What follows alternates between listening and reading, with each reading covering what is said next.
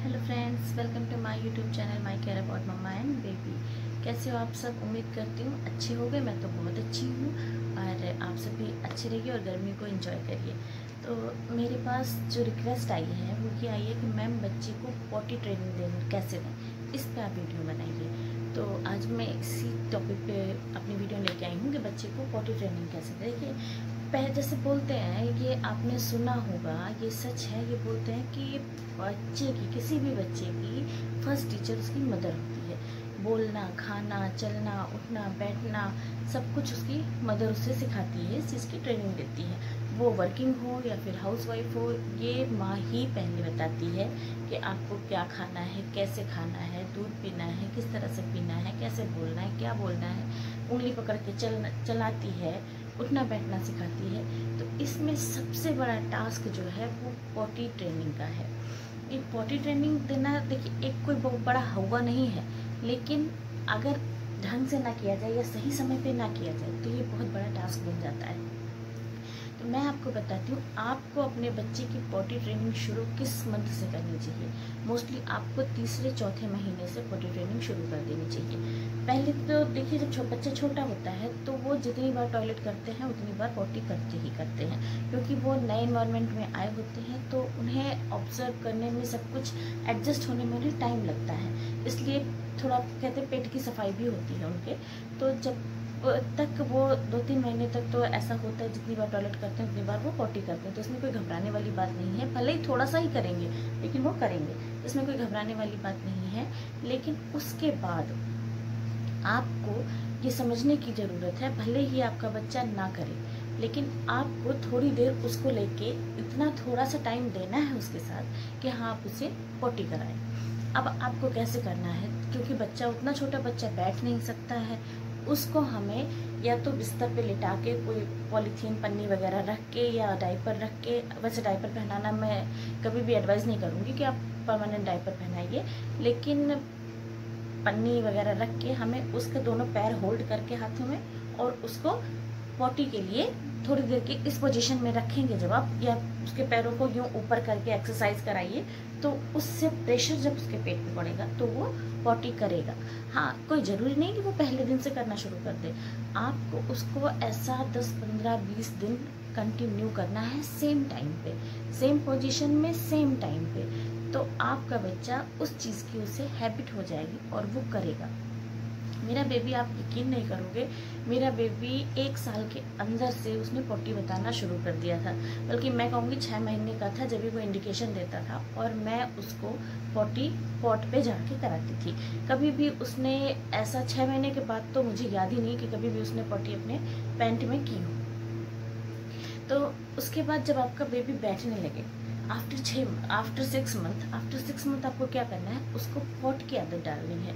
देखिए, उसको अगर ज़्यादा कंफर्ट जब वो फील करेगा, जब आप उसको उस जगह पे कराएंगे जहाँ की उसे करना है, तो उसके माइंड में ये बात बैठ जाएगी कि हाँ, मुझे यहीं पे पॉटी करना है, तो वो अपने आप को उस हिसाब से एडजस्ट कर लेगा।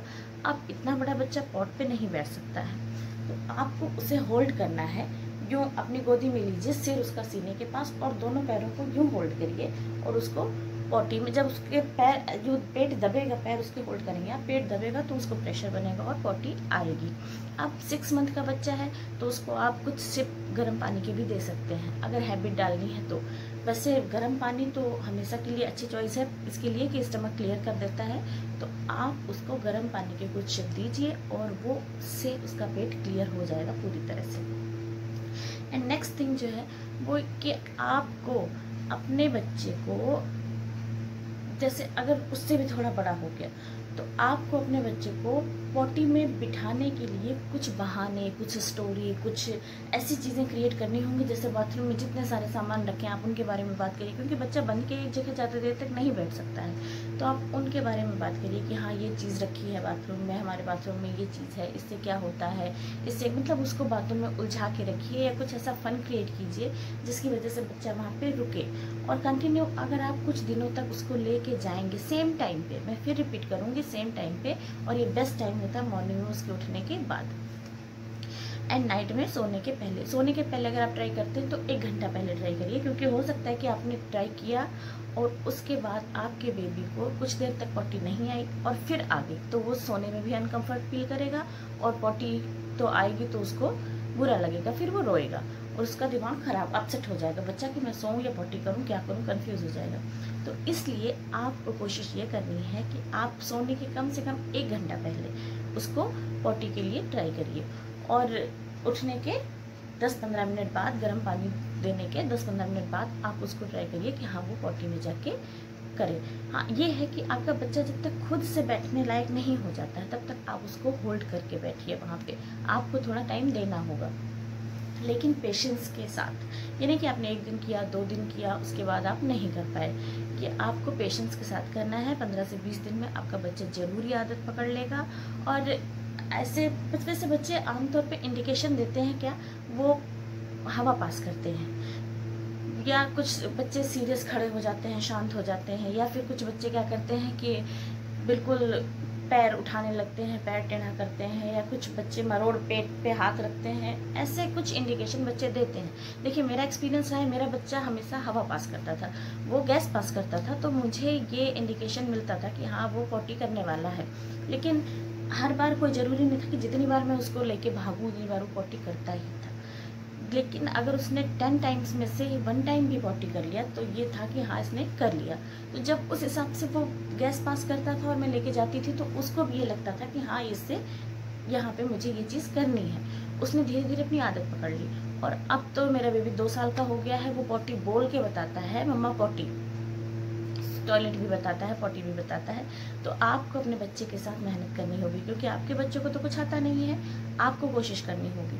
अब आपको कोशिश इसी तरह से करनी है कि आप अगर बच्चा बोलता है तो आप उससे पूछिए, क्लियरली पूछिए, बेटा पॉटी आई है, पॉटी करना है, या बाथरूम में ले जाइए तो उससे कहिए कि ताकत लगाओ, पॉटी में कैसे मुँह बनाते हैं करके ताकत लगाओ, प्रेशर डालो, या बेटा पुश करो।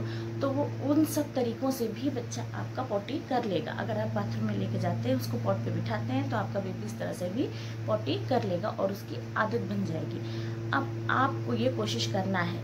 देखिए कुछ बच्चों का एक्सपीरियंस अलग होता है, कुछ बच्चों का एक्सपीरियंस अलग होता है, कुछ बच्चों का इंडिकेशन अलग होता है, कुछ बच्चों का इंडिकेशन अलग होता है। अब ये आपको समझने की ज़रूरत है कि आपका बेबी, आप इसको रीड कीजिए कुछ दिन कि आपका बेबी पॉटी करने से पहले कौन सा इंडिकेशन देता है। वो कोई ना कोई इंडिकेशन जरूर देता होगा, या तो शांत खड़ा हो जाता होगा, या फिर हवा पास करता होगा, या पैर उठा लेता होगा, पैर टेढ़े कर लेता होगा, मतलब कोई ना कोई इंडिकेशन जरूर देता होगा। आपको इस पर ध्यान देने की ज़रूरत है कि आपका बच्चा कैसे इंडिकेट करता है आपको कि वो पॉटी करने वाला है।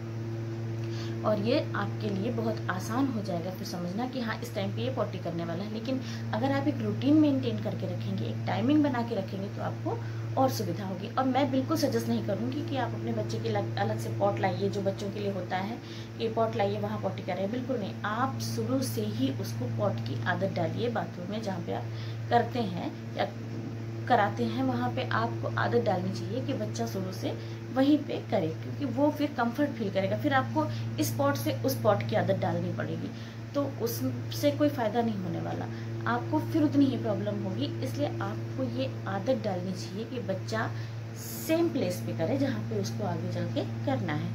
अगर मेरी वीडियो ये पसंद आती है आपको तो please like, share and subscribe my YouTube channel, और कोशिश करके देखिए। अगर होता है तो फिर कमेंट में ज़रूर बताइए।